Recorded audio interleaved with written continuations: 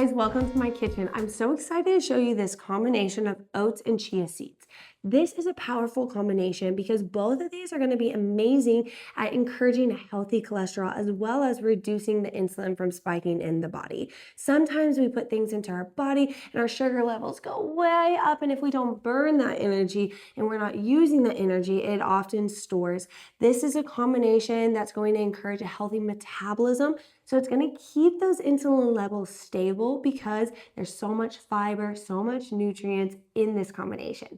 I really enjoy eating protein balls. It's a recipe that I've made and I'll put in my link as well below. And it's something that you can add as a snack into your day-to-day to help curb your appetite until you're ready for lunch or dinner, as well as even after your workout. And I want to make sure everybody is aware of portioning. When it comes to portioning, your body should be your guide. Your hand is how you should eat. For a snack, it is a scoop, a handful of 1 or 2 items that you're going to allow your body to intake so you don't flood it with too much food before it can digest it.